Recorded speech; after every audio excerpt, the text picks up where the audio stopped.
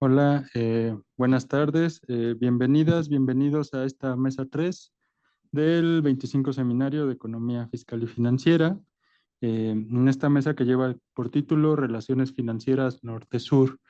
Antes de empezar, quisiera aprovechar el espacio para mandar un mensaje de solidaridad a las compañeras y los compañeros de la Universidad Autónoma de Zacatecas y del sector educativo en general en Zacatecas que, digamos, están en situación de huelga. Entonces, desde acá un abrazo fraterno. Bueno, en la mesa de hoy tenemos 4 ponencias, ¿no? Primero le voy a dar la palabra al doctor Alejandro López, que presenta el tema Las nuevas geografías del desarrollo, el financiamiento de infraestructuras logísticas en las economías dependientes latinoamericanas. El doctor Alejandro López es doctor y maestro en estudios latinoamericanos y licenciado en economía por la UNAM, con mención honorífica en sus 3 grados, técnico académico titular C de tiempo completo definitivo en el Instituto de Investigaciones Económicas de la UNAM y ha sido distinguido en el programa de primas al desempeño del personal académico de tiempo completo PRIDE con el nivel D, así como en el nivel 1 del Sistema Nacional de Investigadores del CONACYT. En materia de docencia, actualmente es tutor y profesor del programa de posgrado en estudios latinoamericanos y de la Facultad de Ingeniería de la UNAM, y es coordinador del grupo de trabajo de Claxo, Crisis y Economía Mundial en 2 periodos, 2023-2025. 20 minutos, Alejandro, por favor. Muchas gracias. Así que para efectos de YouTube.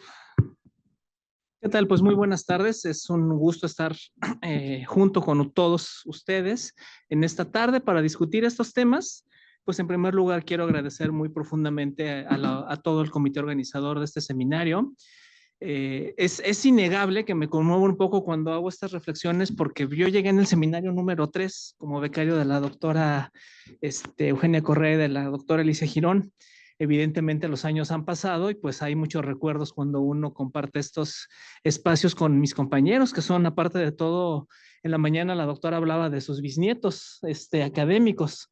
Tal vez César sea el bisnieto, pero Roberto de Araque, Enrique y yo somos hijos directos de todo ese periodo. Entonces, en realidad, pues es un gusto siempre compartir este espacio con mis queridos compañeros, con mis colegas, con Mónica, que también estuvimos juntos en el doctorado, con él. En fin, hay muchos recuerdos entrañables, con Patti, que está ahí atrás. Insisto, creo que podría gastarme mis 15 minutos en hacer un recuento de todos esos momentos, pero mejor vamos a darle formalidad y vamos a la parte académica. Bueno, también un cliché común es decir que afortunadamente en la mañana ya se discutieron muchos temas que yo voy a comentar aquí y que tal vez valdría más bien reforzar muchas de estas ideas para seguir en la discusión sobre lo que se está reflexionando. Esta ponencia que le puse a las nuevas geografías del desarrollo, ahorita pasamos a ese concepto, el financiamiento de las infraestructuras logísticas en las economías dependientes latinoamericanas. Yo creo que voy a empezar para hacer sucinta la presentación, voy a empezar por las conclusiones, lo que no se debe de hacer, empezar por el final. El asunto es, la pregunta que se hace en esta investigación es, ¿cómo vamos a financiar las infraestructuras? ¿Para qué queremos infraestructuras? Y algo que comentaba muy acertadamente la doctora en la mañana, ¿quiénes van a cargar con el peso de esas deudas por parte de los estados latinoamericanos que no tienen la capacidad de financiar sus proyectos de infraestructuras? Y además, ¿quiénes van a ser los dueños de esa deuda que, como ya se comentó en la mañana, también son en su gran mayoría fondos de inversión con todas estas modalidades en las cuales adquiere la administración y el financiamiento de estos esquemas, las asociaciones público-privadas? Bien, bueno, aquí está un poco cómo está constituida la presentación, voy con esto.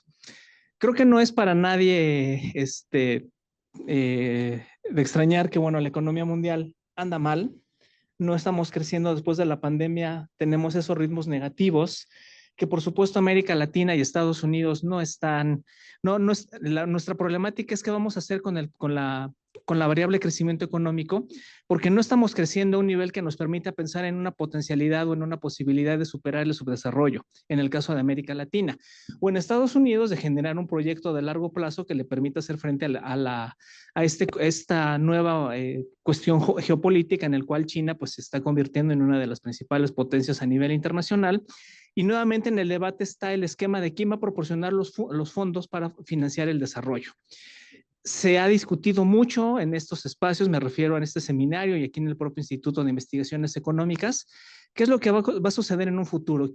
¿Con quién tendríamos o qué tipo de asociación monetaria o de alianzas tendríamos que formar? Si eso con los BRICS, si seguir dependiendo de la hegemonía del dólar. En fin, esa discusión geopolítica no voy a entrarle por ahí, simple y sencillamente la pongo sobre la mesa porque es uno de los temas recurrentes cuando analizamos este periodo de bajo crecimiento de la economía mundial, pues sobre todo en la época pospandémica. Pero en contraparte, lo que tenemos es un muy fuerte crecimiento de las deudas públicas, que de acuerdo a este monitor fiscal del FMI, pues espera que para el año 2026 alcance el 115% del PIB mundial. Es decir, lo que vamos viendo es que antes de la pandemia, en el periodo pandémico y en estos años de recuperación pospandémica, la variable endeudamiento pues está creciendo progresivamente y genera una problemática, porque ¿quién va a cargar con ese endeudamiento? El propio Fondo Monetario Internacional ha mencionado en diferentes momentos que se van a tener que hacer reajustes fiscales fuertes para poder sopesar el peso de esta deuda. Y esto evidentemente cuando hablamos de ajustes fiscales en América Latina, invariablemente nos conecta con lo vivido en las 2 o 3 décadas perdidas, donde a los procesos de privatización, de desmantelamiento del Estado y demás, pues nos llevaron a una situación bastante precaria en materia de el financiamiento, del llamado financiamiento al desarrollo. Pero bueno, entonces, ¿qué son esto de las nuevas geografías del desarrollo? En realidad el concepto yo lo retomo de este artículo que aparece publicado en esta revista Antípode, donde básicamente se hablan de que las nuevas geografías del desarrollo tiene que ser la participación del Estado en el sector financiero, en el sector productivo, en el desarrollo de infraestructuras y en el diseño de políticas públicas. Lo que nos están diciendo es que nuevamente el Estado tiene que cargar con el peso de los proyectos para poder financiar esquemas de desarrollo. En el caso de las finanzas, pues hacen mucha alusión a solicitar que nuevamente sean los fondos soberanos, la banca pública, quien rescate a las entidades privadas para lograr dinámicas de desarrollo.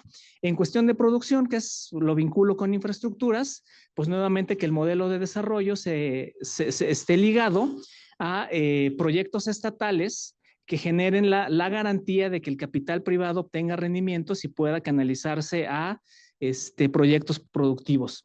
Y en el caso de políticas públicas, pues nuevamente este viejo esquema de que el Estado garantice a través de la política social, de la política fiscal, de la política monetaria, pues que la iniciativa privada tenga incentivos para inversión. El concepto en realidad lo estoy planteando desde una forma muy crítica, porque insisto, lo que nos están poniendo sobre la mesa es que el Estado, ahora sí que el Estado vuelva a tener una participación directa, presente y sólida en el proceso de generar estas condicionantes del desarrollo. Y lo postulo desde una postura crítica, porque el Estado nunca ha dejado de participar en estos esquemas. Si el neoliberalismo y el modelo ha avanzado, es porque el Estado mismo ha generado las condiciones para que la economía de mercado se avance en las economías, particularmente las latinoamericanas, cambian las reglas de operación, modifican las leyes, el Estado es quien ha estado detrás de toda esta incentiva de producción. Obviamente por cuestión de tiempo no voy a poder hablar de cada uno de los temas, me voy a concentrar básicamente, bueno, lo que ya les comentaba aquí, básicamente el resumen, fondos de capitales, los bancos nacionales de desarrollo, el nearshoring en el tema de la producción de las empresas estatales, y yo básicamente estoy jugando un poco con los puntos B y C para efectos de esta ponencia, las infraestructuras y la producción. También este autor, Arboleda, nos plantea que cuando desarrollamos infraestructuras, pues se van a producir naturalezas. ¿Qué es esto? Que la propia dinámica de los estados nacionales al generar determinado tipo de infraestructuras permite que se desarrollen, permítame la redundancia, polos de desarrollo en ciertos sectores, en ciertos espacios, o que las cadenas logísticas encuentren una posibilidad de garantizar el abasto y la circulación de mercancías. Esto con la finalidad de que las cadenas globales de valor no se vean interrumpidas o eliminar fronteras geográficas para el capital, pero lo que traigo más a detalle para esta presentación, pues es pedir que la deuda pública se utilice mediante esquemas, por ejemplo, ¿no?, de asociaciones público-privadas para generar las condiciones de desarrollo infraestructural para que el capital encuentre una salida plena de sus recursos. Y entonces aquí se vincula con el tema de, no solo de este seminario, sino con el propio tema de la unidad de investigación donde ustedes colaboran, donde la pregunta es cómo se va a financiar. Con mayor deuda, con emisiones, justamente vamos a hacer esquemas donde participen fondos soberanos o bancos públicos para generar infraestructura. Esa es una pregunta, y la otra es ¿para qué queremos esas infraestructuras? ¿A quién le van a servir esas infraestructuras? Y como ejemplo, pues bueno, pongo aquí rápidamente un claro ejemplo de lo que ha sido un proyecto infraestructural, que es la industria automotriz, que en la mañana se discutía que si la industria automotriz es industria o es maquila. Bueno, el asunto es que, bueno, la industria automotriz hay que entenderla como la constituyente de un conjunto de cadenas productivas donde diversas empresas se entrelazan para que lleguen a la armadora y ahí los vehículos se ensamblen. La industria automotriz en realidad lo que se pone sobre la mesa es quiénes están participando alrededor de la industria, que son todas esas pequeñas y medianas empresas que abastecen a la industria automotriz y que es donde realmente se genera el empleo.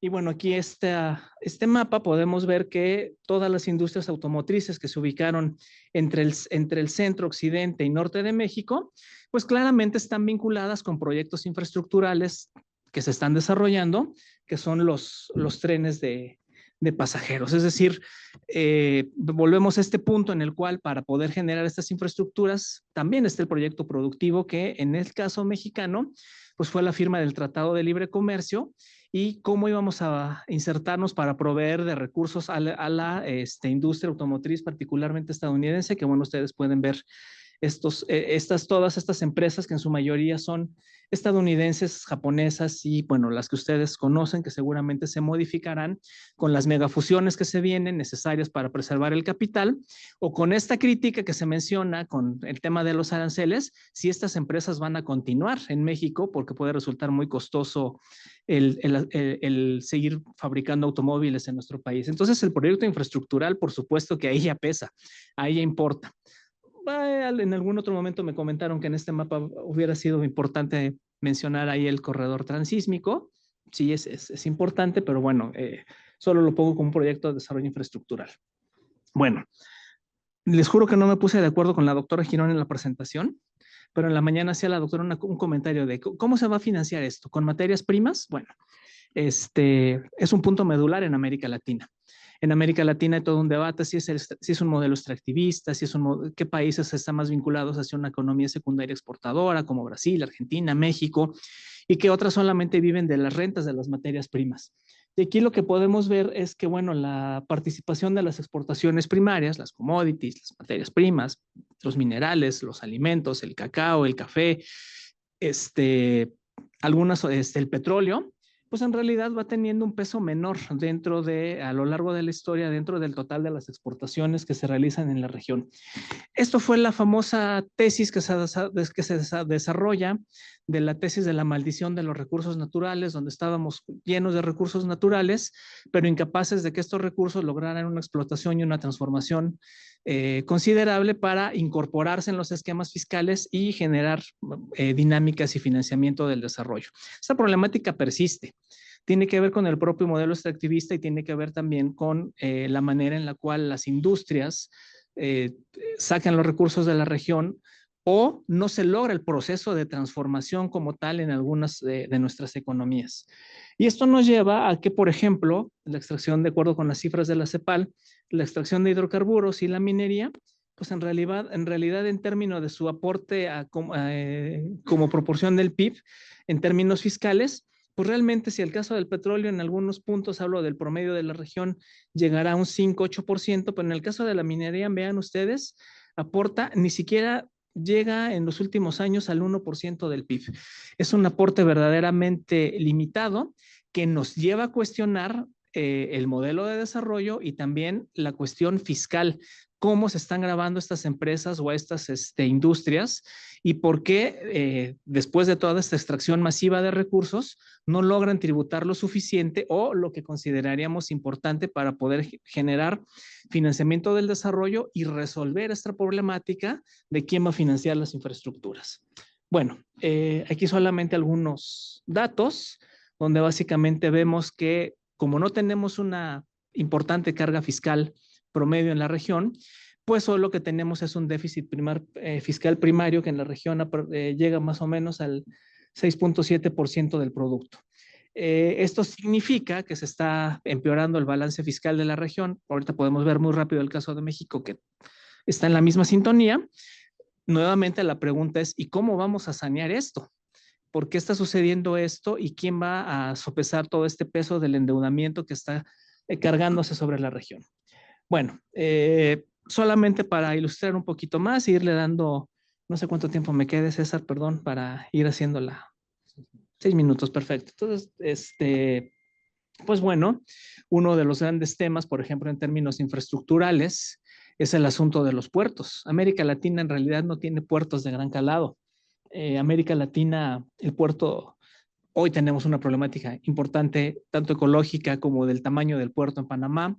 El puerto de Santos en Brasil es el más importante de América Latina, pero en comparación con lo que son los puertos asiáticos, particularmente los que hay en China, permítanme la expresión poco rigurosa, poco científica, pero esto es un juego de niños. Esto es un Lego nada más que se arma en nuestros países comparado con lo que se hace en China. El movimiento de carga que tienen la posibilidad de utilizarse en estos puertos, aparte de todo, totalmente automatizados.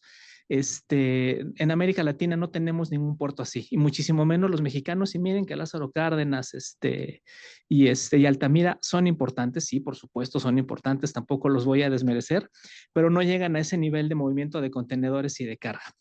¿Y esto por qué es importante? ¿Por qué lo comento aquí?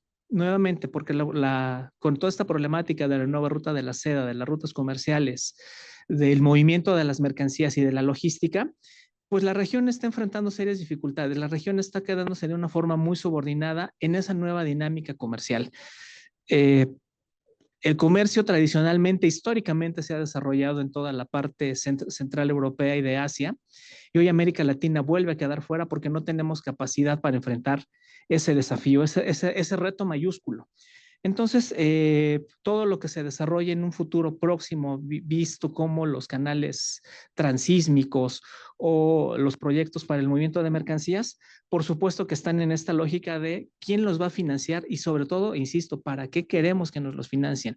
¿Para mover mercancías de las transnacionales o para desarrollar un proyecto propio que nos permita hacer frente a estas dinámicas cada vez más incongruentes del capital, de sostener la deuda o de incrementar la deuda para tratar de maquillar la recurrente crisis del capitalismo? Nuevamente aquí, bueno, mencionar que, bueno, está el tema de la deuda, que es lo que ya comenté en su momento, cómo se ha ido incrementando y que no, esto considero yo que es un problema importante para la región en términos de financiamiento.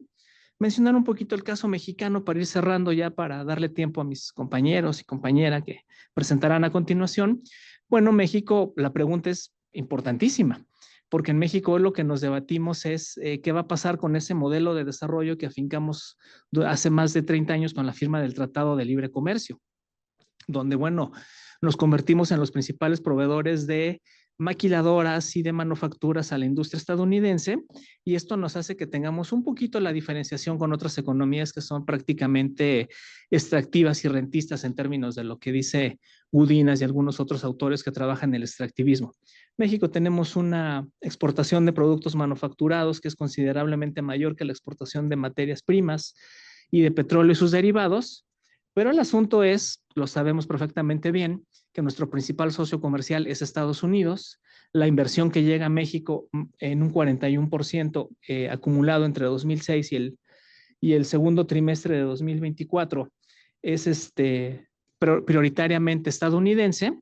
Pero el asunto también es, para ir cerrando, que bueno, mucha de esta inversión extranjera directa no es lo que serían nuevas inversiones, es una reinversión de utilidades constante, que es lo que está aquí en amarillo. Es decir, no, la inversión extranjera directa cuando llega, pues bueno, hay que hacer el desglose, no nada más quedarnos con el saldo que aparece en cuentas, sino de hacer ese desglose, y nos percatamos que no son nuevas inversiones, en realidad solamente es una constante reinversión de utilidades, y que hoy, insisto, con todos estos proyectos, con todo este proyecto de los aranceles y de la presidencia de Trump, pues nuevamente esas propias industrias se cuestionan si será rentable seguir haciendo esa reinversión de utilidades o desplazarse a otros lugares del planeta. Entonces creo que me queda muy poco tiempo, podemos ir cerrando. Pues bueno, insisto, yo creo que aquí la pregunta que tenemos que hacernos, lo que nos tiene que guiar es en dónde va a recaer este nuevo proyecto de desarrollo y si esas infraestructuras de toda índole, creo que tampoco un error técnico, no di la definición de infraestructuras.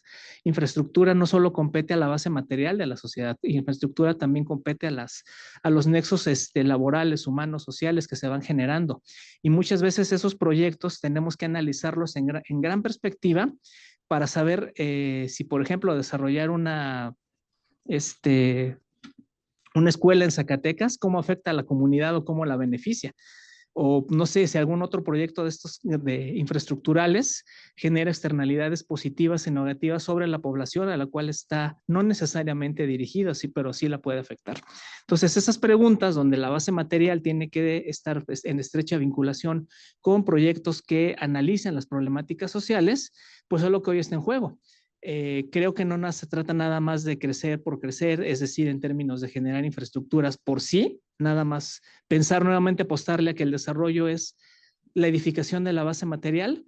Insisto mucho en para qué queremos esas infraestructuras, porque lo otro es cómo las vamos a financiar. Y si las vamos a financiar con una deuda que va a estar en manos de fondos soberanos o de fondos de pensiones o de inversionistas institucionales, el proyecto entonces no garantiza que llegue a una finalidad más productiva de largo plazo que nos permita superar estas problemáticas que tienen que ver con la carga fiscal, con el creciente déficit fiscal primario y con el tipo de deuda que contratamos en América Latina. Bueno, por cuestión de tiempo me voy a quedar hasta aquí. Muchas gracias y muy buena tarde.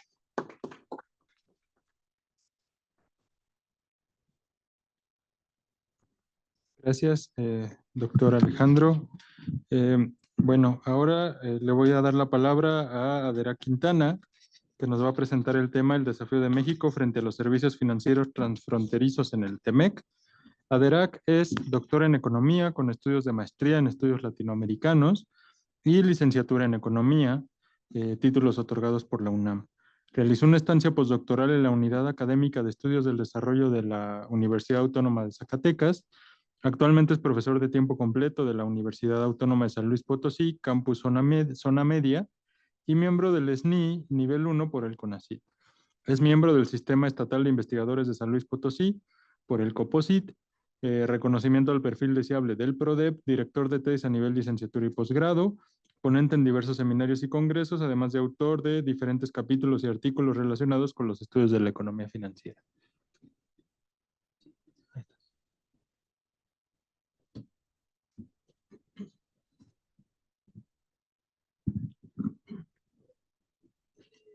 Buenas tardes. ¿Sí me escuchan? ¿Sí? Ok. Bueno, antes que nada, bueno, agradecer a los organizadores por la invitación y bueno, al igual que Alejandro, pues ya van varios años que soy participante y colaborador en el seminario.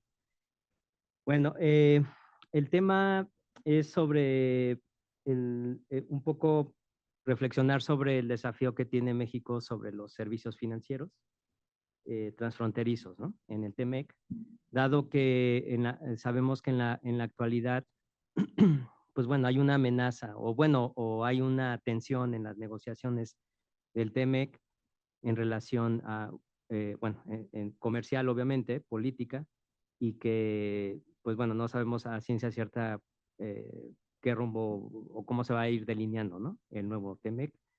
Incluso se habla de un adelanto en su renegociación.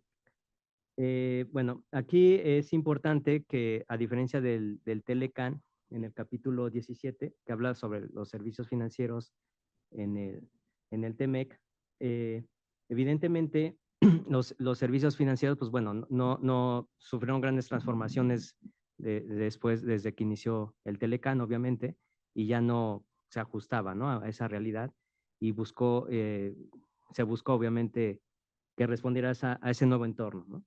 Entonces, por ejemplo, se establece que la prestación de los servicios financieros transfronterizos, pues no se exige a los proveedores que establezcan en el país de origen, ¿no? No es necesario, puede ser una institución financiera norteamericana que otorga un servicio financiero, ya sea en Canadá o en México, y no necesariamente tiene que estar establecido en Canadá o en México, ¿no? Por ejemplo. Obviamente también se incorpora en los servicios financieros esas cláusulas de tratados comerciales del trato nacional y el trato de nación más favorecida, pues precisamente para nivelar, ¿no?, un poco esas desventajas. El argumento cuando se negocia el TMEC era precisamente esa, ¿no?, que había desventajas, ¿no? Y también se establece un comité de servicios financieros que supervisan precisamente la evolución y la implementación del mismo capítulo. Asimismo, los servidores informáticos no necesariamente tienen que se ubicar en los territorios de los países del tratado, ¿no?, como condición para realizar esos negocios. Eso es algo interesante, siempre y cuando, bueno, obviamente las instituciones reguladoras puedan acceder a la información con fines regulatorios y de supervisión, ¿no? Obviamente no es así como, bueno, sí hay ciertas reglas, y cada país concederá a las instituciones de otros países establecidos en su territorio, pues bueno, acceso a los sistemas de pago y compensación administrado por ellos. Bueno, ese es un poco el compromiso. En cuanto a la tendencia en la actividad financiera, pues el sistema de pagos transfronterizos, pues bueno, obviamente es más integrado. El comercio ha crecido. De cierta manera hay una mayor integración comercial, claro, con sus asegúnes, obviamente, pero bueno, el movimiento comercial pues ha crecido. Y eso obviamente el sistema de pagos transfronterizos pues es cada vez más integrado en América del Norte. Y eso es por la transformación en el comercio, bueno, y también de cierta manera, pues los avances tecnológicos. El comercio electrónico, a diferencia de hace algunas décadas cuando estaba vigente el Telecán, representa el segmento de más rápido crecimiento. Y el motor de los pagos digitales, ¿no? Es clave en ese sentido. Y existe un mayor acceso a una amplia gama de servicios y de oportunidades, ¿no?, para las instituciones. Obviamente, el TMEC pues es dinámico, ¿no? Sabemos que, ya lo dijo Alejandro, pues no es algo, sabemos desde siempre que el sistema económico es dinámico y no es algo estático, y más en la actualidad, ¿no? Entonces, por ejemplo, en el 2023, América del Norte pues comprendió algo así como el 6.25% de la población mundial. El bloque cuenta con el Producto Interno Bruto que representa algo así como el 29% y tuvo una participación en el comercio mundial del 24.06%, ¿no? Para México, los principales destinos de las exportaciones, bueno, son los Estados Unidos, con casi el 82.3%, Canadá con el 3.3% y China con el 1.8%. Sin embargo, en cuanto a las importaciones, son Estados Unidos el 39%, China el 21.5% y Taiwán el 3.7%. Aquí obviamente es importante mencionar, bueno, un poco lo que va a ir sucediendo, ¿no?, en la región en ese sentido con China y digamos, el conflicto que tiene Estados Unidos con este país. Y aquí los principales socios de comerciales de Estados Unidos en el 2024 es México, le sigue Canadá y luego China, ¿no? En tercer lugar, bueno, Canadá, Alemania, Japón, ¿no? Y en el caso de los principales socios comerciales de Canadá, pues es Estados Unidos, el principal socio comercial, y le sigue de China y después México, y a Japón, Alemania, Reino Unido y Corea del Sur. Entonces, bueno, ahí la relación en la región, no solamente de los principales países involucrados, que es México, Estados Unidos y Canadá, también China juega un papel importante. Además, bueno, de Canadá y Japón, ¿no? El origen de la inversión extranjera directa, bueno, desde enero a septiembre del 2024, los principales países de origen de la inversión extranjera directa en México fueron los Estados Unidos, con 14,000 millones aproximadamente, Japón con 4,400 millones y Alemania con 3,800, ¿no? Eso solamente es a septiembre del 2024, ¿no?, que sería el último dato un poco integrado que se tiene. Y entre enero y del 99 y septiembre del 24, los países que más han aportado a la inversión extranjera directa son los Estados Unidos, España y Canadá. Es también aquí claro destacar lo que ya mencionó Alejandro, que muchos de esos inversiones pues son reinversiones y no son inversión nueva, ¿no? Pero bueno, el flujo de inversión, pues bueno, es muy importante de los Estados Unidos principalmente, ¿no? Digamos, en este sentido, o este argumento a veces que escuchamos muy seguido en la prensa, donde se señala que Estados Unidos es el principal, bueno, que es perdedor, ¿no? En ese sentido, ¿no? Y aquí, por ejemplo, está la reinversión de utilidades, ¿no? Según el país de origen. Y aquí, pues bueno, vemos que pues los Estados Unidos el principal reinversor de utilidades y seguiría Canadá, ¿no? Y bueno, y algunos otros países, ¿no? Pero principalmente la reinversión de utilidades lo realizan en México, Estados Unidos y Canadá. Y aquí las cuentas entre compañías según país de origen. En México, también de acuerdo a los montos de inversión, pues bueno, también tienen un peso importante Estados Unidos y Canadá. Entonces, digamos que el flujo de inversiones transfronterizo o en la región es muy importante, sobre todo, bueno, desde los Estados Unidos principalmente y en menor medida Canadá. Y por ahí, bueno, entra un poco aprovechando esas ventajas comerciales del nearshoring, de esa cercanía y esas ventajas, pues, en México, pues, sobre todo de China, ¿no? Los principales sectores que reciben la inversión extranjera, pues bueno, es la industria manufacturera, que ya mencionó Alejandro, pues en su mayoría es la industria, bueno, metalmecánica, automotriz. Los servicios financieros sería el segundo actividad productiva económica donde tendrá el destino de la inversión extranjera directa. Y después, bueno, la minería, el transporte y algunos servicios, ¿no? Y el comercio. Entonces, otro factor importante del flujo de recursos, obviamente son las remesas. Tan solo para el caso de México, el monto total de remesas registrado fue de 5,000 millones, desagregando transferencias electrónicas, que realmente, bueno, son las que mayor peso tienen, ¿no? El efectivo y la especie, y las órdenes de pago, ¿no? Aquí, obviamente, las transferencias electrónicas se vuelven relevantes, ¿no? En esta nueva dinámica de integración. Y aquí, bueno, vemos un poco la trayectoria de cómo se han ido comportando las remesas a lo largo de los últimos años. Entonces, ¿cuáles serían los retos, ¿no? En torno a ese panorama, esa dinámica en los flujos financieros en la región? Bueno, pues evidentemente hay mayores conflictos y disputas, ¿no? Por ejemplo, en el mismo capítulo 17 se habla de medidas disconformes, ¿no?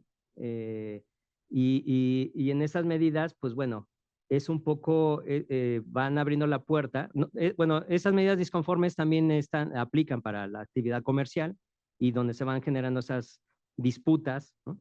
Que van surgiendo y que van un poco delineando nuevas políticas, ¿no? En función de acorde a los intereses de cada país. Por ejemplo, en lo que lleva al TEMEC, pues bueno, conocemos esta cuestión que hubo en el sector energético, esta discusión también entre Canadá y Estados Unidos sobre los productos lácteos, ¿no? E incluso, y se me va por ahí alguna otra disputa. Entonces, uno de esos tratamientos es que las partes no pueden adoptar medidas más restrictivas en el futuro y pueden aplicar automáticamente cualquier liberalización futura, ¿no? Sin posibilidad de revocarla, ¿no? Entonces, este principio, evidentemente, de mayor liberalización, pues bueno, está presente, ¿no? Y no hay esa intención o no habría esa intención o sería sancionada esa intención de revocar cualquier tipo de regulación, ¿no? En el sentido que pueda a veces acarrear ciertos riesgos, ¿no? En el sector financiero. Se pueden adoptar medidas en los sectores de actividades que se consideren sensibles y, bueno, ahí, bueno, que se considera sensible, bueno, también es un tanto polémico y se reservan el derecho para regular y adoptar cualquier medida con total discreción en el futuro, ¿no? Eso está establecido en el mismo capítulo 17 del TEMEC. Obviamente, también hay una situación de tensión financiera en la región, porque si una parte considera que una medida discordante de otra impide el suministro transfronterizo de servicios, pues bueno, puede solicitar consultas, ¿no?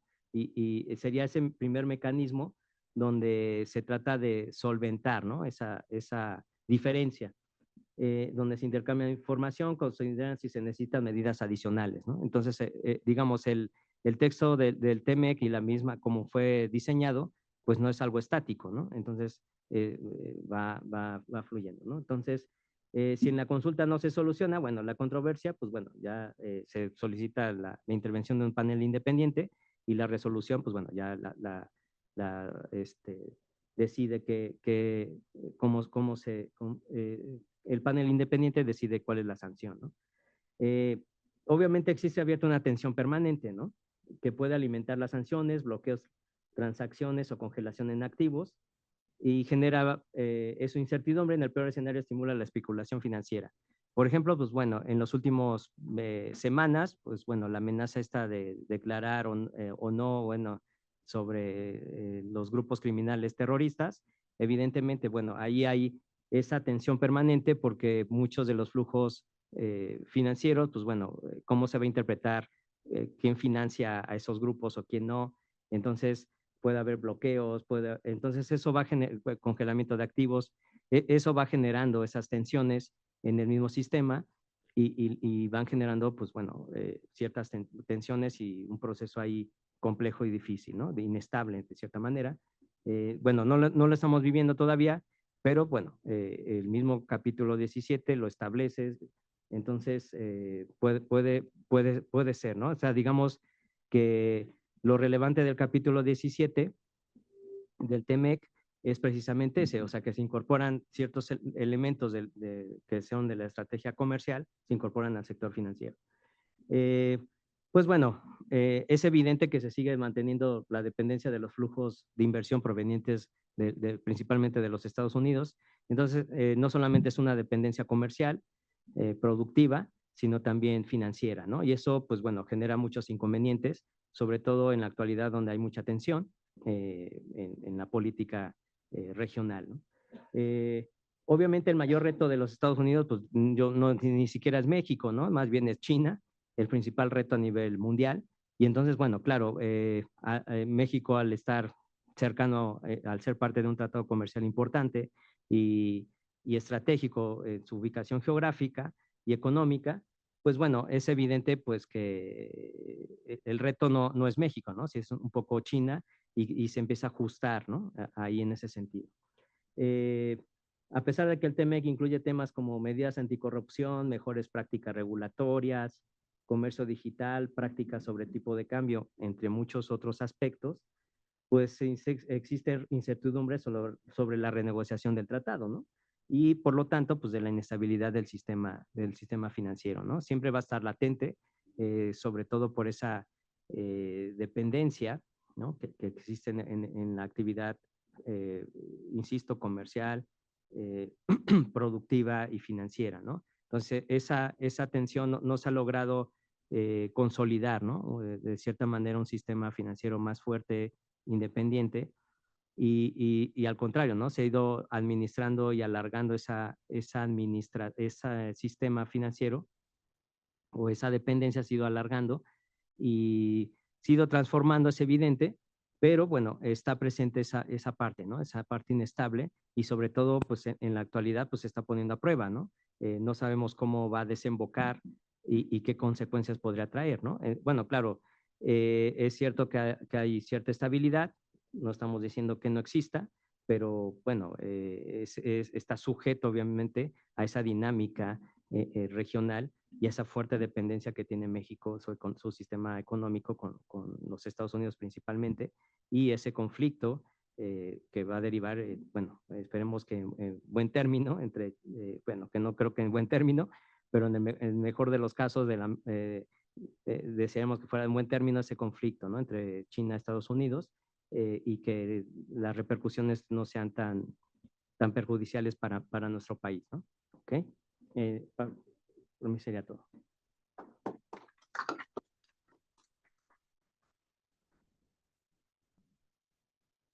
Gracias a Derac. Gracias por la presentación. Ahora le voy a dar la palabra al doctor Enrique Mendoza, que nos va a presentar el tema megaconglomerados financieros, crédito y exportación de ahorro en América Latina. Enrique Mendoza cuenta con estudios de doctorado en Economía por la Facultad de Economía de la UNAM. Tiene una trayectoria de 20 años como profesor en la UNAM. Realizó estudios de postdoctorado en la Unidad Académica de Estudios de Desarrollo de la Universidad Autónoma de Zacatecas. Ha trabajado en la empresa Consultores Internacionales, en el Departamento de Estudios Económicos y publicado diversos artículos académicos y capítulos de libros sobre economía financiera y monetaria y finanzas públicas. Es miembro de la Red de Economía Fiscal, Financiera y Monetaria, como los que estamos todos los del panel, ¿no? Les invitamos a revisar la página. Y actualmente trabaja como profesor investigador en la Escuela Nacional de Estudios Superiores, Unidad León, de la UNAM. Bueno, Enrique, por favor. Muchas gracias. Bueno, los que estamos, estamos en otras partes, yo estoy en León, pues es un deleite estar con ustedes, volver a verlos a todos. Me da mucho gusto. Y pues agradecer a los organizadores de nuevo por invitarnos aquí. Y bueno, el tema de hoy que traigo se llama mega conglomerados financieros, crédito y exportación de ahorro en América Latina, pero terminó siendo más bien hacia México, donde me centré al final. Entonces, pues va a ser todo con referencia a México. Bueno, ¿qué vamos a ver aquí? Básicamente es cómo se han ido expandiendo las megacorporaciones financieras, cuáles, tratamos de esbozar un poco sus fuentes de ganancias, las tendencias del crédito, la participación del sector bancario privado y en general la consolidación de una estructura financiera que es funcional a las transferencias netas negativas. Y bueno, pues ya sabemos, ¿no? Si juntamos la banca de inversión con la banca comercial, tenemos la banca múltiple. Si le aunamos un inversionista institucional como ya sea un fondo de pensiones o una aseguradora, pues ya tendremos el grupo bancario. Y si este grupo financiero, perdón, un grupo financiero, y si este grupo financiero pues compra acciones de distintas empresas, pues ya tendremos el grupo financiero industrial.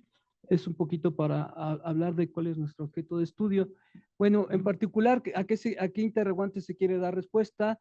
Pues de qué manera los megaconglomerados financieros en México inciden sobre el crédito a la producción y por qué la falta de financiamiento para el desarrollo profundiza la dependencia financiera. Entonces, es un poquito lo que quiere dar cuenta este trabajo. Bueno, ¿qué es lo que estamos tratando de ver? Es cómo bajo la financiarización los sistemas financieros desregulados y dominados por los megaconglomerados financieros extranjeros no han sido capaces de mantener el crédito al sector privado no bancario, pero se han visto afectados por una estructura oligopólica, altas comisiones y tasas activas de interés real, así como del control inflacionario y la estabilidad del tipo de cambio, además de un cuasimonopolio de emisión de dinero bancario privado que representa la autonomía del Banco Central. Entonces aquí pues básicamente es como la falta de financiamiento para el desarrollo va profundizando la dependencia financiera, ¿no?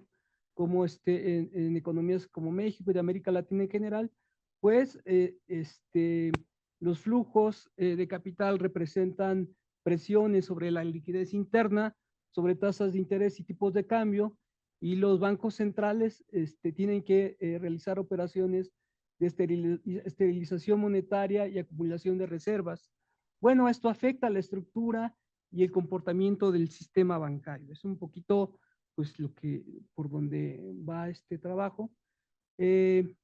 Básicamente, pues se trata de una acumulación capitalista subordinada a las rentas financieras, como muchas veces lo hemos visto aquí en este seminario, y las expresiones que hay de eso, que son la desregulación del sector financiero, apertura de cuentas de capital, innovación financiera, inestabilidad de mercados cambiarios y el protagonismo de los inversionistas institucionales.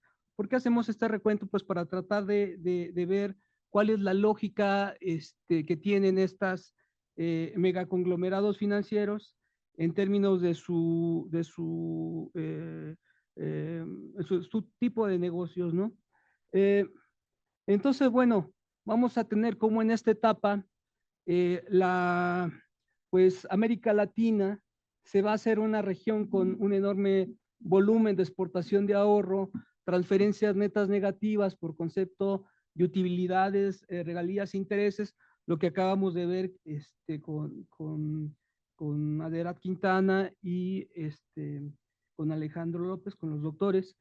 Y bueno, vamos a ver cómo hay una serie de servicios financieros que hacen posible estos flujos de recursos y estos obviamente son proporcionados por los megaconglomerados financieros. ¿Cuál es la estructura general? No vamos a tocarlo todo porque es un poquito largo, pero sí los principales elementos.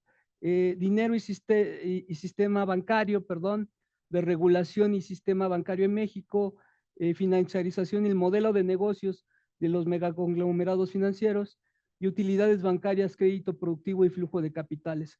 ¿Qué es lo que más me interesaba? Pues ver la parte de la balanza de pagos y tratar de conectarlo con el modelo de negocios de los megaconglomerados financieros, ¿no? Esa es la cuestión. Entonces, hay veces que no aterrizamos está en grandes agregados, ¿no? Bueno, aquí es una parte teórica, ¿no? Donde viene la parte de dinero y sistema bancario.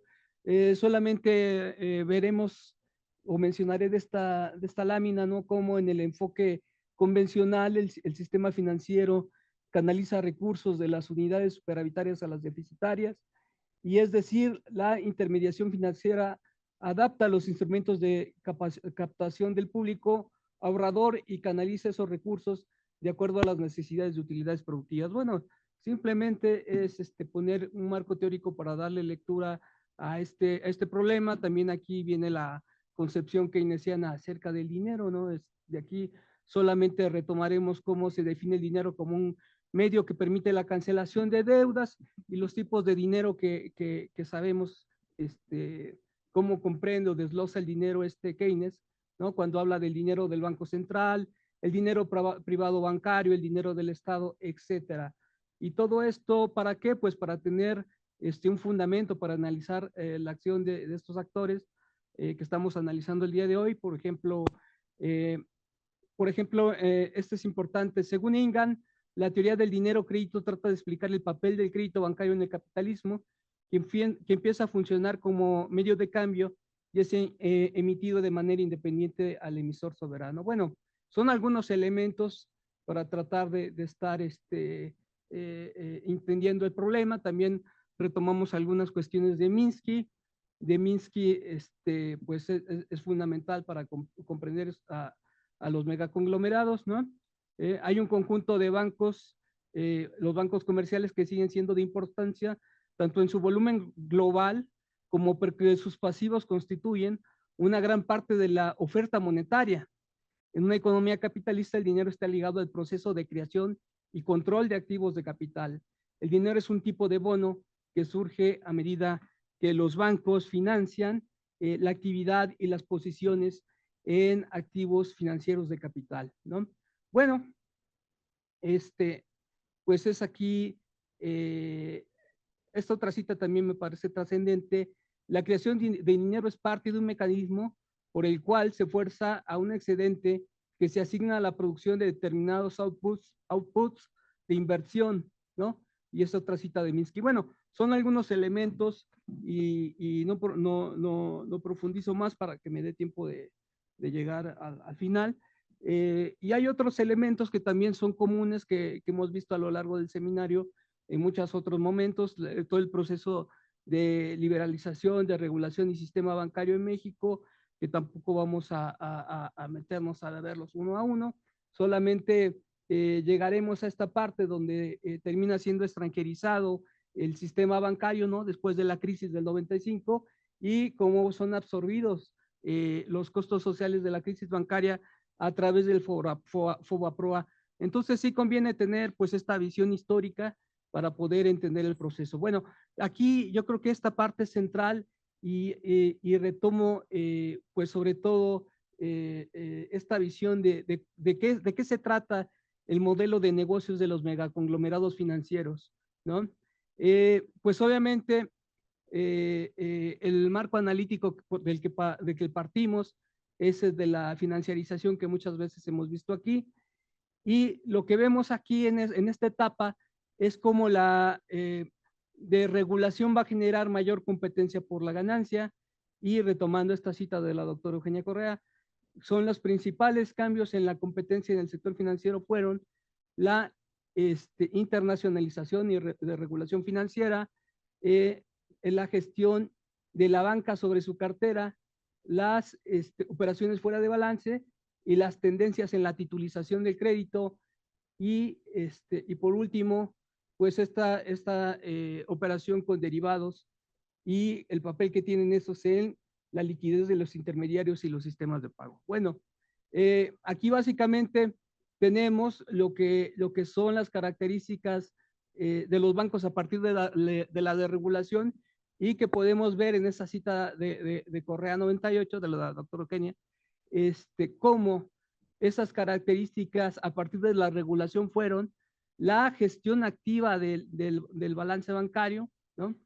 El crecimiento del balance de los bancos, el desarrollo de un mercado de grandes operaciones localizado en unas cuantas plazas financieras, y la fuerte dependencia de los depósitos interbancarios. Entonces, todos estos elementos, lo que podemos ver aquí es que están dándole forma a lo que es el negocio de los megaconglomerados financieros. A partir de ellos es que debemos, pues entonces, entender esta relación entre los flujos de capitales, el crédito productivo y las utilidades bancarias.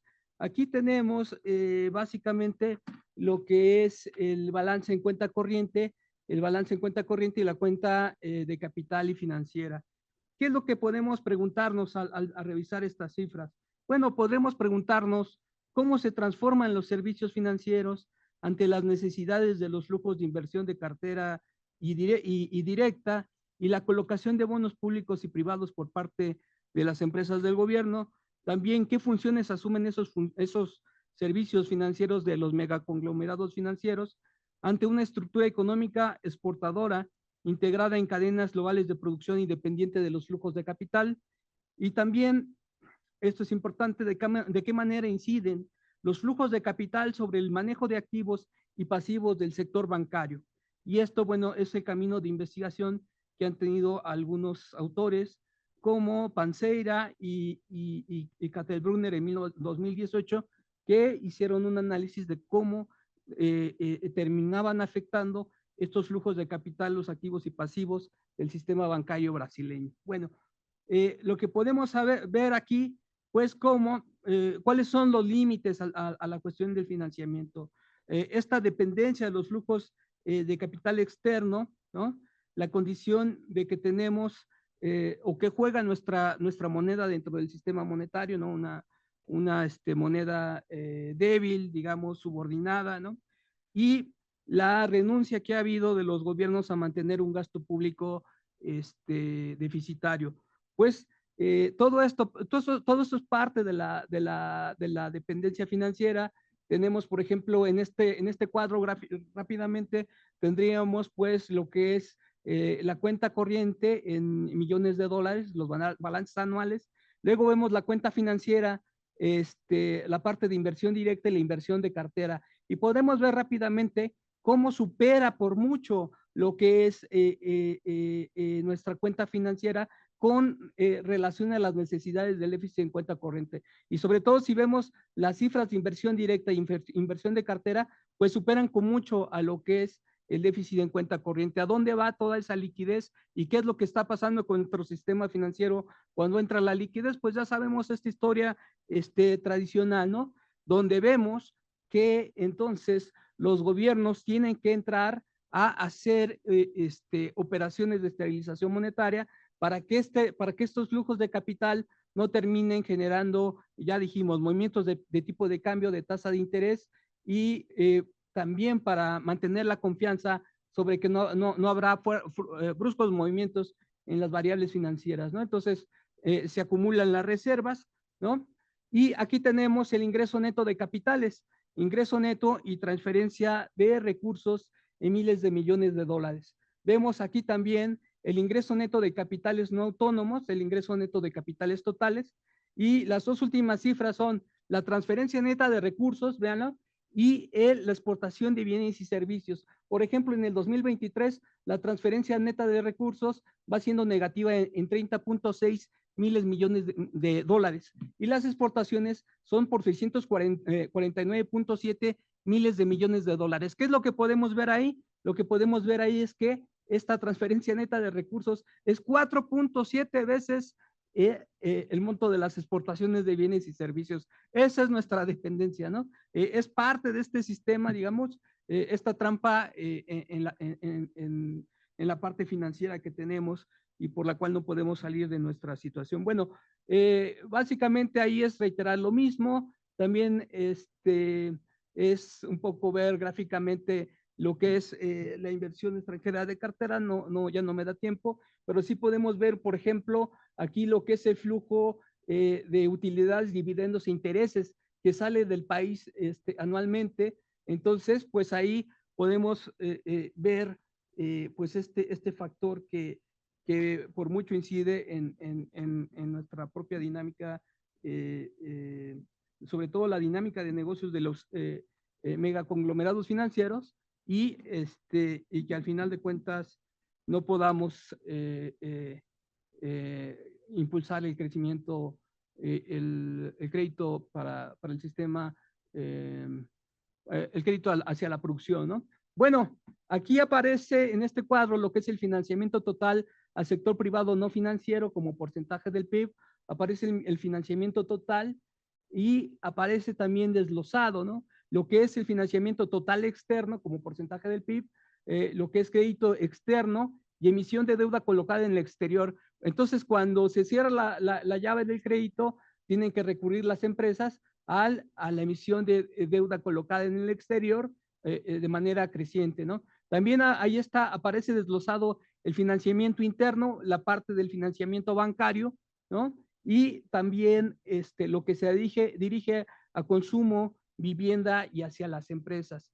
Bueno, aquí viene una estructura, aquí otra vez es reiterar un poquito lo mismo, financiamiento externo, total e interno, ¿no? Para que veamos las fuentes, con rojo es el financiamiento externo, con verde el financiamiento interno. Aquí vienen las tasas de crecimiento anual de estos recursos. Por ejemplo, si vemos el total es una tasa de 1.4 entre 94 y 2023 y 1.7 del externo y de 1.4 del interno. Bueno, son algunas cifras.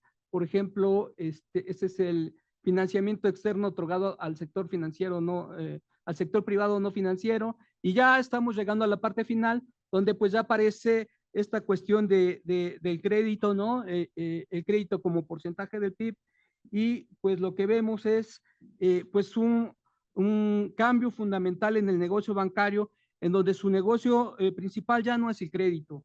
Esto es porque, bueno, podemos ver que se mueve la propia dinámica del negocio bancario, ¿no? Y ahí tenemos el financiamiento otorgado por los bancos comerciales, ¿no? En miles de millones de pesos, la parte de lo que es el crédito al consumo, a la vivienda, a las empresas. Y si se dan cuenta, aparece con línea azul el crédito hacia las empresas. Y por último tenemos la parte de las ganancias de las utilidades de la banca. Entonces tenemos bonanza del sector bancario, incipiente actividad económica. Entonces, ¿qué es lo que tenemos ya para cerrar? Pues que bajo la etapa de la financiarización se consolidó pues una estructura financiera que garantiza la exportación de ahorro de los países periféricos, de transferencias netas negativas bajo la forma de intereses, utilidades, regalías y dividendos de la inversión extranjera. Entonces, esto es lo que estamos viendo aquí, Y pues, por ejemplo, el crédito productivo se mantiene estancado al igual que los depósitos bancarios y el crédito no es canalizado hacia sectores estratégicos, mientras que las ganancias de la banca, principalmente extranjera, continúan en ascenso. Las utilidades de las bancas aumentan en 250% entre 2013 y 2024, mientras que el crédito como porcentaje del PIB no supera el 28%. Entonces, bueno, es lo que tenemos como en esta dinámica, en este negocio de los megaconglomerados financieros, pues la integración financiera a las operaciones de la FED, lo único es que ha abierto otras fuentes de ganancia, pero desvinculadas a lo que sería primordial para nosotros, ¿no? Entonces, bueno, tenemos por último, un sector bancario desregulado y dominado por los megaconglomerados financieros que ha diversificado sus fuentes de ganancia y que ha aprovechado estructuras de mercado no competitivas, oligopólicas para mantener altos márgenes financieros y comisiones que han disminuido su financiamiento al sector privado no financiero y que se han consolidado como parte de un mecanismo que contribuya a la apropiación del excedente económico y la riqueza, ¿no? Entonces, bueno, al final de cuentas, pues lo que necesitamos es financiamiento a través del Banco Central y la Banca de Desarrollo, y eso sería todo con lo que cerraría la presentación. Muchas gracias. Gracias, doctor Mendoza. Ahora le voy a dar la palabra a la doctora Elizabeth Concha, que nos va a presentar el tema Susano y bonos verdes, expansión financiarizada de la industria forestal de Brasil. Elizabeth Concha es doctora en Economía y maestra en Ingeniería por la UNAM, profesora en las licenciaturas de Economía, Administración y Matemáticas de la UAM Iztapalapa, profesora de asignatura en la Maestría de Finanzas Bancarias de Economía de la UNAM, miembro del Sistema Nacional de Investigadores e Investigadoras CONACYT Nivel 1. Actualmente es coordinadora del tronco general de la División de Ciencias Sociales y Humanidades de la Metropolitana Unidad Iztapalapa. Ha coordinado diversos libros, publicado diversos capítulos de libros y artículos en revistas especializadas. Es parte del equipo coordinador del Seminario de Economía y Naturaleza, un seminario hermano de este seminario. Ha realizado diversos trabajos y participado como ponente y organizador en seminarios, y sus líneas de investigación son Economía Nacional e Internacional, Finanzas, Banca Global y Grandes Empresas, Financiarización, Minería y Naturaleza. ¿Podría quitar este? Sí. ¿No hay problema? Sí. Buenas tardes a todos y todas. Es un gusto estar aquí. Al igual que mis colegas, yo soy hija de este seminario. Todavía no soy bisnieta, soy hija. Y nací, ¿no? Cuando era muy pequeñita. Entonces, es un gusto, un regocijo poder estar aquí y sobre todo poder compartir esta mesa con amigos, colegas desde hace más de 20 años. También agradecerle a los coordinadores, ¿verdad? A la doctora Alicia Girón, a Patti Rodríguez por este seminario y sin duda a mi maestra querida Eugenia Correa, que pues la he escuchado y no podía dejar de nombrarla. Quiero compartirles un poquito de mi trabajo que hemos estado realizando con el Seminario de Economía y Naturaleza. Y quise ligar, ¿verdad? Estos tres temas que nos están señalando nuestros compañeros. Uno, ¿para quién es la transición financiera? Perdón, la transición energética. Ahí lo ligaría para esta estructura o este financiamiento de la infraestructura. ¿Qué nos va a pedir esta nueva expresión del Tratado de Libre Comercio con Estados Unidos con la presencia de Trump? Y con Enrique quiero ligar pues esta expresión del gran endeudamiento que tienen las empresas a través de los mercados financieros.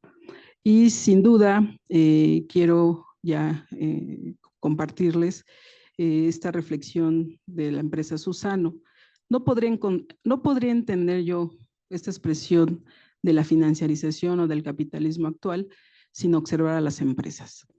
Y qué mejor llevar una lectura de estas grandes empresas de las que están relacionadas con los recursos naturales. He estado investigando empresas que tienen que ver con la minería y hoy pues Susano tiene que ver con la industria forestal. Tienen características muy generales que hablan de la financiarización que hoy tienen los recursos naturales, grandes niveles de producción, sobreexplotación de sus recursos naturales, no se diga de manera indirecta la tierra, la agua, la contaminación, pero también una lucha muy fuerte de los que han sido dueños de estos espacios y que por esa lucha pues dejan su vida ahí. Voy a abordar mi trabajo en lo siguiente. Lo preparé para 5 puntos, señalando el primero, Susano, tierra, agua, innovación científico-tecnológico. Susano, emisión de bonos, capitalización bursátil y rentabilidad de los accionistas. Ahí hago la reflexión de por qué se dice que está subordinada a la naturaleza a través de estas grandes empresas. De punto 3, emisión de deuda verde en Brasil por sectores. La cuarta, la producción de celulosa y papel, Brasil y mundial. Y algunas reflexiones que si bien me voy a unir a lo que decía la doctora Alicia Girón en la mañana, cómo podemos enfrentar a estas grandes empresas o estos grandes conglomerados financieros. ¿Quién es Susano? Susano es una empresa que se ubica en los espacios y tierras de Brasil, basa su producción en la explotación de tierra, ¿verdad? De bosques nativos y artificiales. Ella planta eucalipto y pino, y su proceso pasa desde la plantación, la gestión forestal, incluyendo la cosecha, la tala, el transporte de la madera y la producción hacia sus instalaciones de pulpa y papel. ¿Qué recursos naturales? Bueno, aquí también Susano, en ese mapita que traté de poner en la diapositiva, pues tiene relación con más de 100 países, tiene espacios donde predomina Brasil, pero también en otros que ahorita se me fueron, pero lo recordaré. También Susano, cuando reviso la base de economática, yo creo que esa base de economática es muy interesante para datos financieros. Me da activos totales, ingresos, ganancias y capitalización bursátil.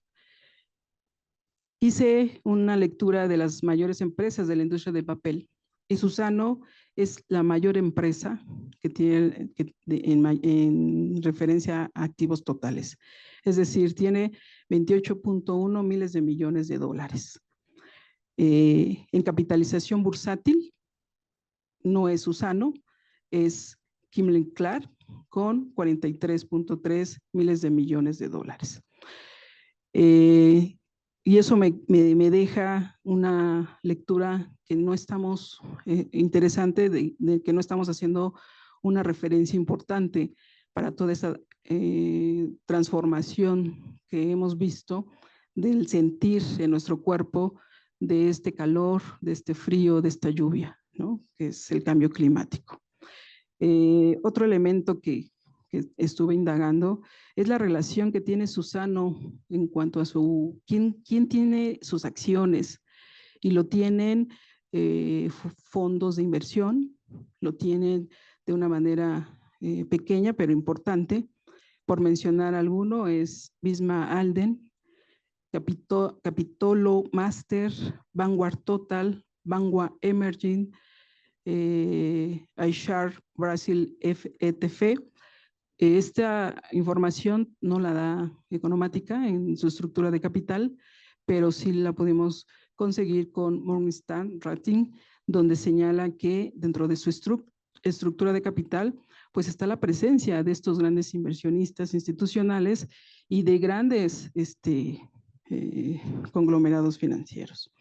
Bueno, esto es Susano, ¿no? ¿Qué recursos Susano, perdón? ¿Qué recursos naturales Susano utiliza? Utiliza tierra. Revisando sus informes anuales para 2023, nos señala una cifra, me parece muy importante e interesante. 2.6 millones de hectáreas de tierra firme es la que usa Susano, de las cuales 1.6 millones de hectáreas son plantaciones de eucalipto, alrededor de 1 millón de hectáreas son reservas naturales y aproximadamente 91,000 hectáreas están ocupadas por infraestructura. Otro recurso que usa Suzano, pues es el agua, ¿no? El agua lo usa desde que siembra, ¿verdad?, estos árboles, los lleva a su proceso productivo, los usa para limpiar, pues el uso de químicos, y para el 2022 señala que tuvo una extracción de agua de 25.9 metros cúbicos de tonelada. No encontré la traducción, por eso lo puse entre comillas. ¿Qué significa eso? La cifra que encontré fue para 2021, que es semejante, un poquito menos de esos 25.9 para 2021, pero ya traducido en millones de litros de agua. Entonces, para 2021, 279,000 millones de litros de agua equivalían a 6.1 millones de habitantes con un consumo diario de 125,000 litros por persona. Suzano, una empresa, si sumo todas las empresas que tienen relación con esta producción, si le anexo las mineras, si le anexo las pesqueras, pues es un consumo brutal del agua, ¿no?, o de estos recursos naturales.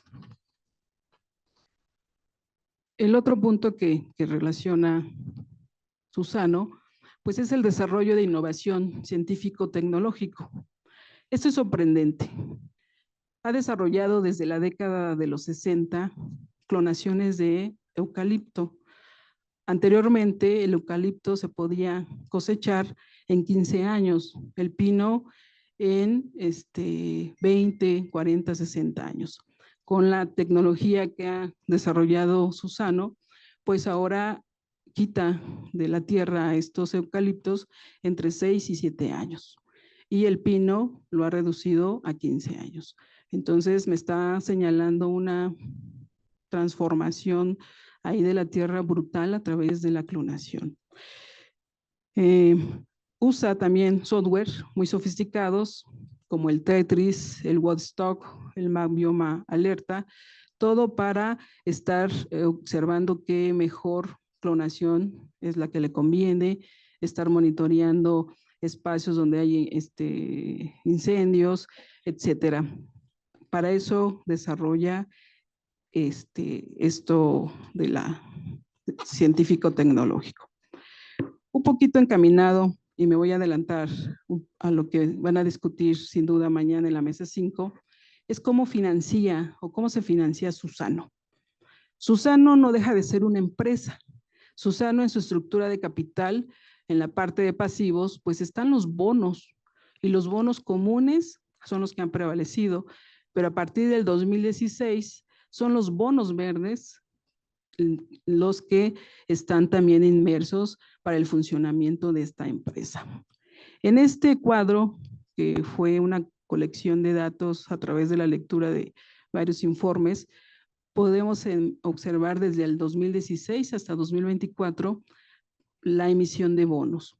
En características tenemos emisión de bonos verdes, emisión de bonos senior, emisión de bonos vinculados a la sostenibilidad, que sin duda tiene que ver para el cumplimiento de los acuerdos del 30-30 y que van en rangos desde 165,000 millones de dólares hasta 1,000 millones de dólares, es decir, obtiene bastante financiamiento a través de los mercados financieros. Los bonos en promedio, los que está emitiendo, tienen una duración de 3, 7, 15, 30 años, ¿no? Concuerda con toda la metodología de los bonos. Lo interesante aquí también es las tasas de interés que está manejando, que son entre 2 a 7%. Los cupones, que son semestrales, también están entre 3 y 7%. Imagínense, otra imagen de la doctora Girón en la mañana era que estaba en un descanso y recibiendo recursos, ¿no? Aquí están los cupones inmersos. Yo invierto en este cupón, soy verde y estoy sentadita recibiendo cada semestre un conjunto de ganancias, ¿no? Sin hacer absolutamente nada, sí funjo como esta expresión de inversionista institucional. ¿Para qué los usa? ¿No? Eso es lo interesante. Si nosotros vemos la última columna, pues en general los está usando para la gestión de la misma empresa, para proyectos que tienen que ver con esta relación del uso de los recursos naturales, para la renegociación de la deuda. Es decir, una gestión como cualquier recurso va a estar funcionando para que prevalezca el funcionamiento de esta empresa que está produciendo celulosa y papel en Brasil, ¿no? Me llamó la atención esta expresión del último bono, que fue en noviembre del 2024, que se llama emisión de bonos panda verdes, ¿no? Entonces, en cinismo, burla, siempre digo, el bono común, le puedes poner verde, morado, rojo, azul, verde, carbón, etcétera, tiene la misma utilidad, ¿no? La misma utilidad que es dar financiamiento a estos grandes corporativos. Centrándome para qué estaba orientado esa emisión, porque fue 2016, $1 billón estaba emitiendo de deuda de bonos verdes.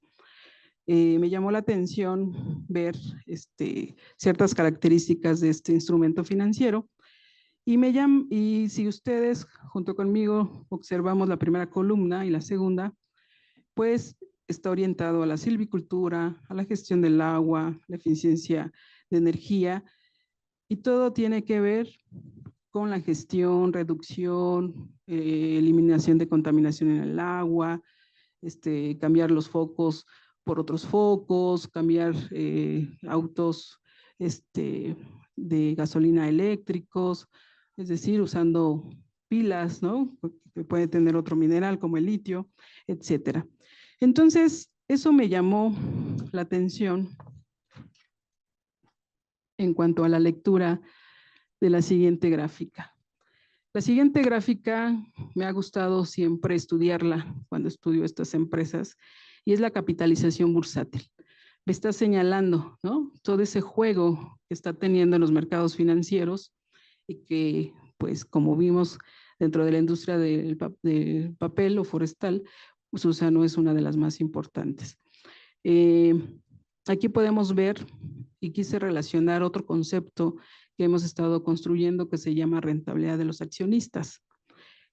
Y a mí la lectura de la capitalización bursátil me da una expresión que cada vez que cae, la empresa tiene que hacer una adecuación de su proceso productivo o llevar a cabo un conjunto de estrategias. En este caso, quise meter la emisión de bonos y ver cómo estaba su rentabilidad. La primera emisión de bonos verdes fue en el 2016. Tuvieron los accionistas una rentabilidad negativa, ¿no? Entonces, después se emite 2016, otra figura 2017, y la rentabilidad de los accionistas crece al 40%. Y así va creciendo, ¿no? La capitalización bursátil. 2020, igual cae un poco, cae esta rentabilidad, esta capitalización bursátil y sigue esa rentabilidad de los accionistas. Y ya para 2024, pues veo que se está a una tendencia pues, de caída y empieza a crecer y está la emisión de los bonos verdes, ¿no? De los bonos panda verdes. Entonces, esto me lleva a la siguiente reflexión. Todo lo que traté de argumentar no es para que Suzano siga su intenso proceso productivo y su conexión a los circuitos de los flujos financieros de dinero de los mercados financieros. O sea, no ha sido para eso. ¿Dónde está su acción para, pues, cambiar la destrucción de todos esos ecosistemas? ¿Por qué no argumentan que los bonos verdes pues solamente sirven para el funcionamiento, ¿verdad? De esas grandes empresas, pero que si están haciendo algo, no me imagino una empresa minera que ha funcionado 100 años y con esta emisión de bonos puedan contrarrestar todo ese impacto negativo que ha tenido en nuestra tierra. O sea, no cabe en mi mente, pero bueno. ¿Qué me lleva ya con temas de conceptos teóricos? Me lleva a definir a Suzano como una empresa financiarizada, subordinada por los mercados financieros para poder llevar a cabo el incremento del valor de los accionistas y poseedores de deudas, bonos comunes y verdes, ¿no? Entonces, me gustaría compartirles esta redacción que traté de llevarla a esta conclusión, ¿no? Suzano, al llevar un conjunto de estrategias para poder producir en base a la tierra, agua, es decir, uso de la naturaleza en la producción de celulosa y papel, necesita de la conexión con los mercados financieros a través de la emisión de instrumentos financieros, bonos verdes, para atraer financiamiento y poderlos inyectar al proceso productivo. Pero a su vez esta conexión se relaciona con un conjunto de accionistas y dueños de deuda exigiendo un ingreso constante a través de dividendos, un flujo de ingreso a expensas del proceso productivo, pero canalizado por los flujos de los mercados financieros, por lo que nos da un elemento importante en el análisis de cómo las finanzas globales y la naturaleza se coproducen entre sí. Ya para terminar, Brasil es de los principales países de América Latina que emiten deuda o bonos verdes. Destaca el sector forestal y sin duda, ya para terminar, les comparto una de las características con que inicié mi discurso, es cómo a partir de finales de la década de los 90, el nuevo milenio, cualquier producción de recurso de naturaleza, carbono, oro, plata, litio, tiene una producción exponencial. Ahí está la producción de papel y cartón, que es la línea naranja, a nivel mundial. Y aquí está la de Brasil, que sin duda pues tiene su explicación en este funcionamiento que tiene pues Suzano. Y reflexiones finales. No fue propósito de mi investigación, pero sí lo hemos estado monitoreando. Esto pues trastoca y transforma toda la fauna, toda la flora, ¿no? Hay manifestaciones de los que están aquí viviendo, de los que son dueños, vuelvo a decir, que los mutilan, los matan. Me llama mucho la atención cómo la producción acelerada del eucalipto y pino, pues rompe ese ciclo, ¿no? Ese ciclo de la naturaleza y sin duda nos impacta al planeta y a la humanidad. Y si bien los recursos obtenidos a través de los bonos verdes incorpora atender los procesos productivos, aminorando sus efectos al cambio climático, se ven limitados ante los altos niveles de producción, no del 2024, sino de décadas. Con eso concluyo. Gracias.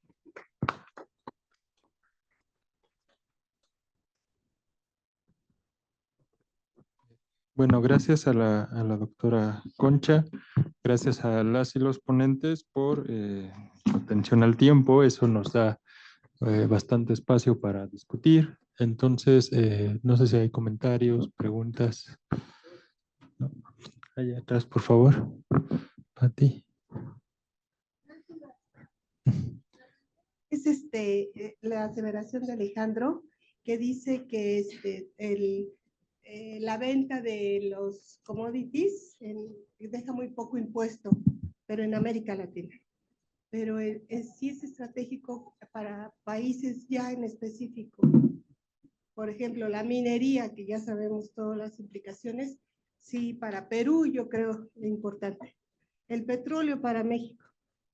Entonces, como que habría que ver qué commodities y también qué tan estratégico es ese commodity para cada país.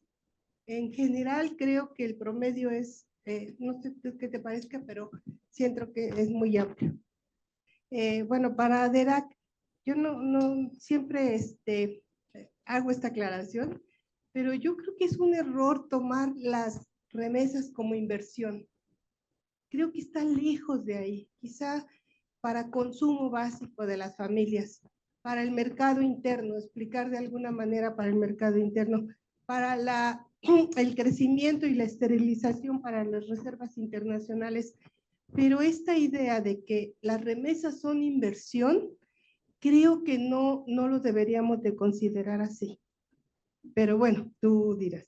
Y para Conchis, nada más una pregunta. ¿Cómo en esa gráfica que nos presentaste calculaste la ganancia de los accionistas? La rentabilidad. Porque una cosa, bueno, es la bursatilidad, pero ¿cómo? Porque eso sí nos permitiría, creo que, ver, claro, o si esa es la ganancia. Acá la doctora lo pedido, después Mónica. Bueno, una pregunta para la doctora Elizabeth Concha.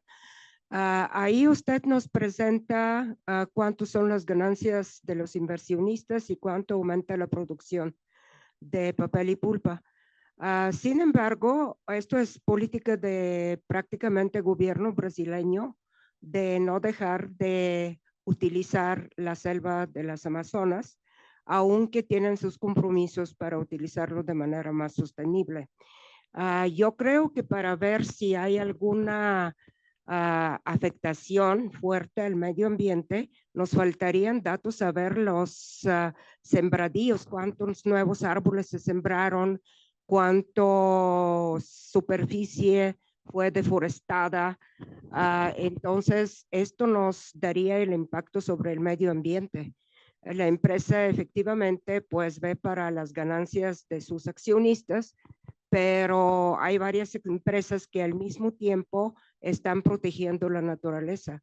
Entonces, estos datos yo no los vi. No vi qué tanto aumentó la eficiencia energética que usted mencionó, que se toman medidas para aumentar la eficiencia energética y utilizar energías renovables. Tampoco no vi este impacto. Me gustaría igual verlo. Por supuesto, es muy legítimo hablar de greenwashing, pero para eso necesitaríamos comparar los datos, ¿no? De deforestación, reforestación, etcétera, porque además de los bonos verdes, Brasil es uno de los países que recibe más apoyos por parte del programa Red Plus. Entonces, ahí pues como que estoy de acuerdo, ¿no? Que las ganancias se generan, pero no veo pues la implicación sobre la naturaleza y no es automático que si aumenta la producción se deforesta. Gracias.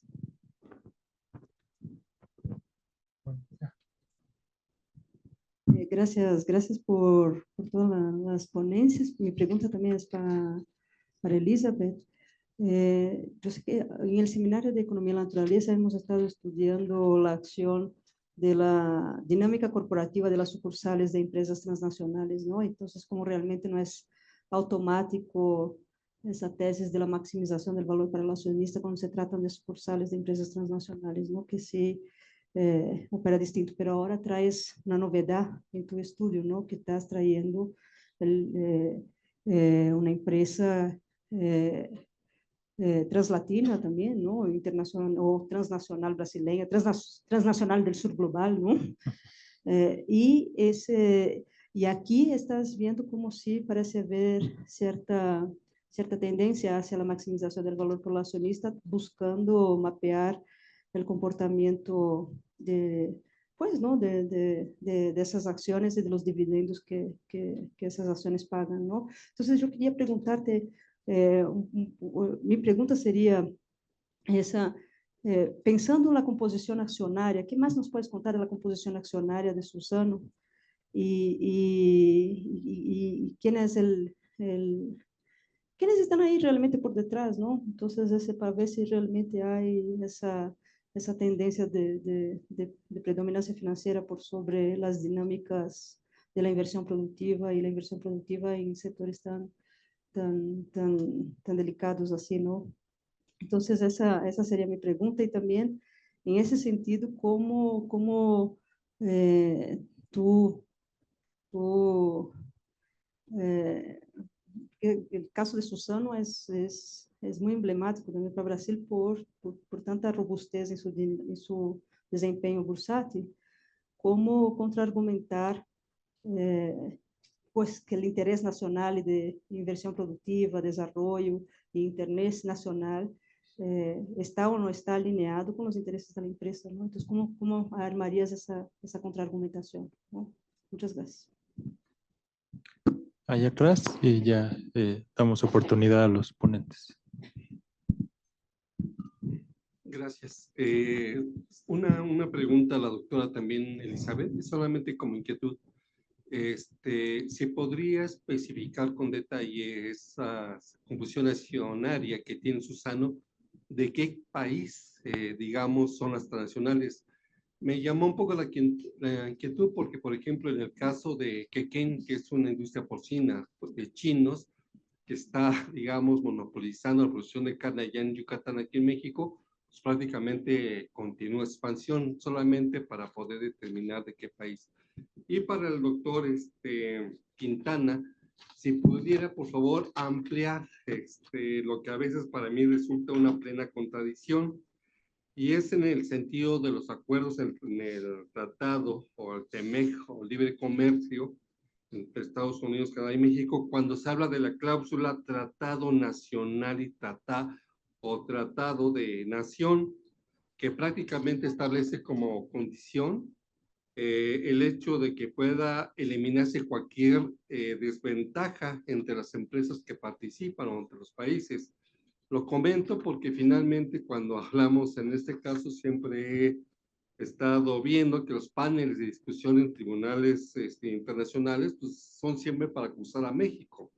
México por lo general no utiliza. Entonces ese trato igualitario en un tratado comercial parecería ser que queda mucho entre comillas porque es un país débil, México, enfrentarse a un país bastante fuerte que incluso predomina y violando también los acuerdos del tratado comercial. Gracias.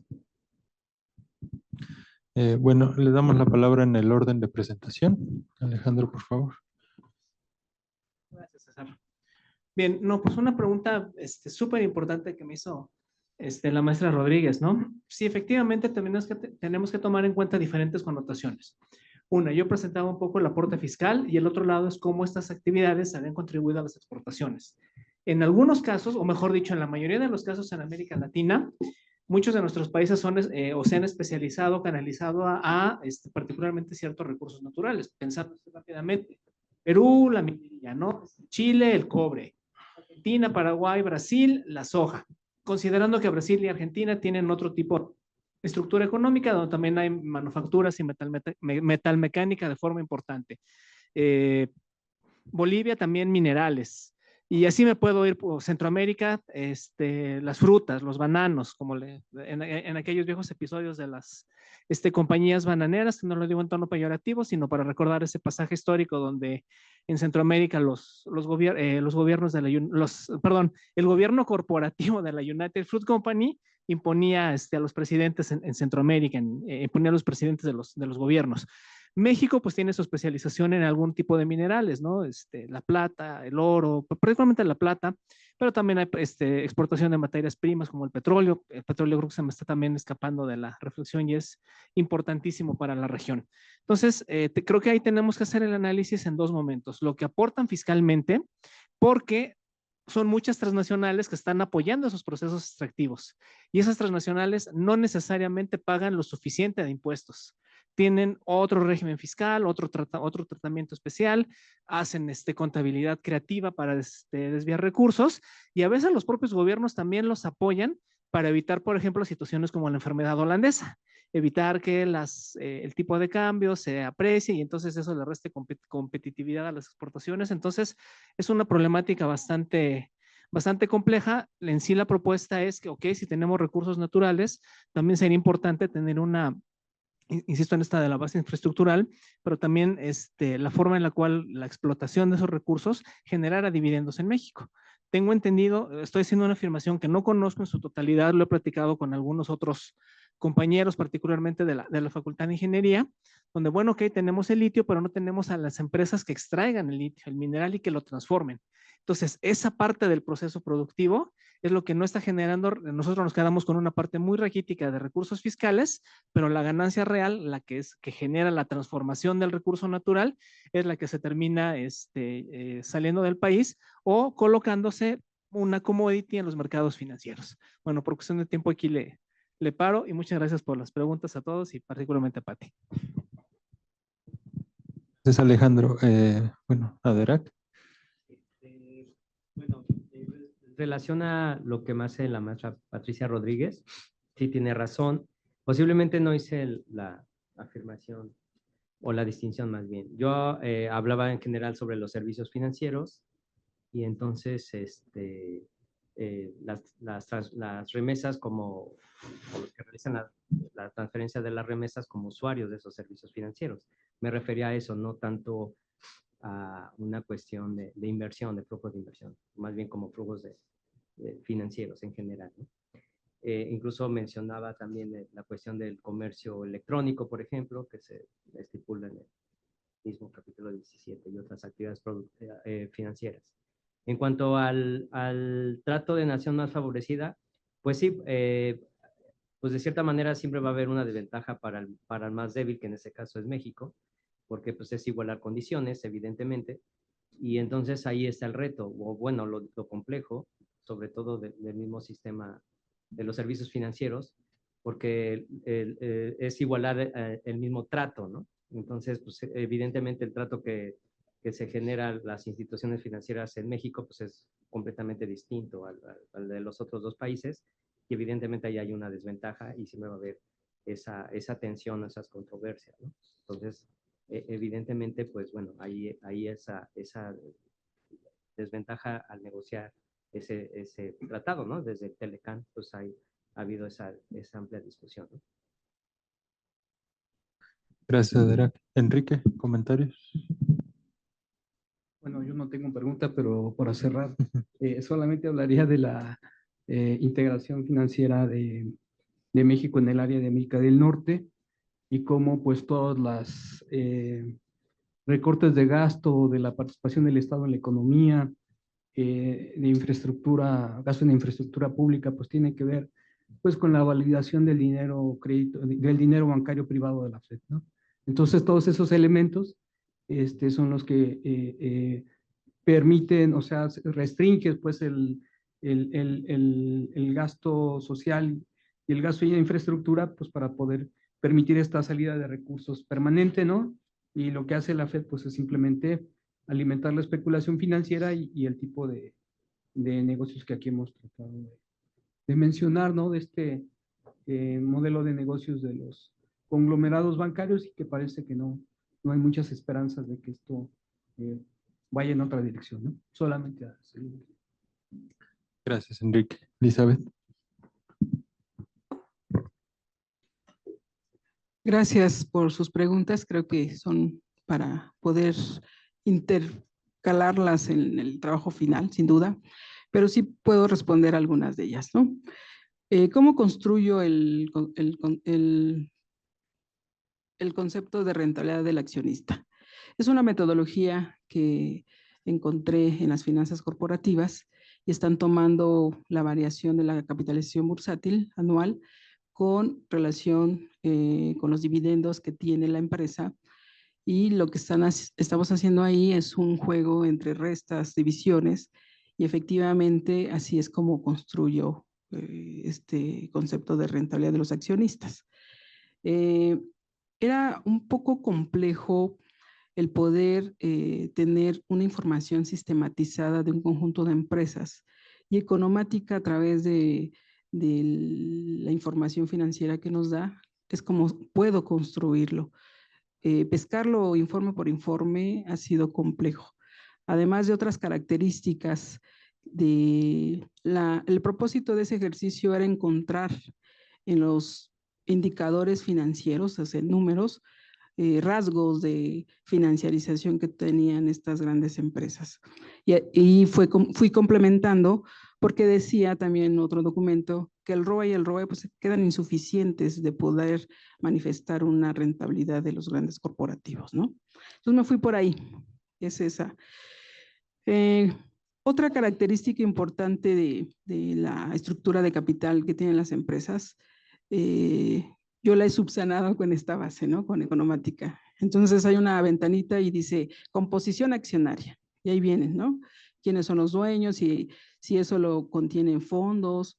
Y hice ese ejercicio para Susano y resultó que en sus informes a quien presenta como dueños fueron son sus fundadores y con niveles de diferentes generaciones, grandes empresarios que nacen con esta industria de finales del siglo XIX en Brasil, ¿no? Y que han tenido en sus manos este tipo de industria. Pero no me quedé con no me sentí satisfecha al encontrar que solamente iban a ser los dueños quien originó la empresa, sino empecé a indagar si esta empresa tenía esa composición a través de los fondos. Y vuelvo a repetir esta fuente, ¿no? De Morningstar, cuando uno ve su composición accionaria, resulta que tienen los fondos o otras instituciones partes de estas acciones. Entonces ahí es donde yo puedo identificar que son los nombres, salen un listado fuerte, lo vuelvo a repetir, como Vanguard Total, Baron Emerging Marketings, no los conozco realmente, que podría yo estar indagando y de dónde podrían ser, pero lo que me da la idea es que son instituciones que pueden pertenecer a cualquier parte del mundo, ¿no? Que son una composición global, pequeña porque aquí en total son 9.63% de las acciones, ¿no? Entonces, bueno, creo que ahí estoy respondiendo. Sí, doctora Antonina, es complejo leer el sector forestal de Brasil. Y sí fui tratando de construir en el escrito, en una primera versión, pues estas hectáreas, ¿no? que han estado ahí incrementando.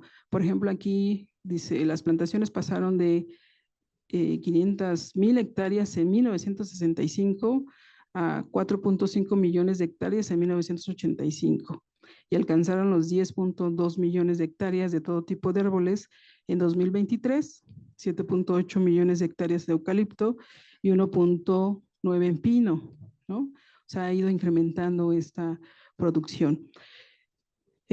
Cuando veo la estructura de cómo conforman las características del bono, de este bono que emite Susano, efectivamente me quedé, está la silvicultura, está la gestión del agua, ahí mismo Susano declara que contamina brutalmente fuentes de ríos del agua y que está haciendo un trabajo muy fuerte para poderlas sanear. Habla de cantidades como la que traté de mencionar aquí, y lo que está señalando es que también tiene espacios donde produce, donde tienen altos estrés hídricos, bajos estrés hídricos, y que de alguna manera el consumo donde hay mucho estrés hídrico, pues le perjudica a una comunidad porque ya no les permite llegar esa agua y si llega, llega contaminada, ¿no? Me quedé en la lectura de estos reportes justamente en la energía. ¿Por qué me atreví a decir lo que estoy señalando? Porque en un ejercicio de leer a Newmont, una empresa minera, está en su propuesta estos camiones que trasladan la tierra y que son de gasolina, ¿no? Y que ya está haciendo una propuesta de cambio de todo su logística de transportación, pero usando pilas de litio. Y pilas de litio me lleva a conectarme con una sobreexplotación de la tierra, con un consumo voraz del agua y que pues no va a tener un efecto, y si lo tiene va a ser bueno, a mi lectura no le veo un efecto, sino pues una imagen de estar reproduciendo lo mismo, ¿no? Pero bueno, tomo sus para poderlos discutir en mi escrito. Muchas gracias. Aquí termino.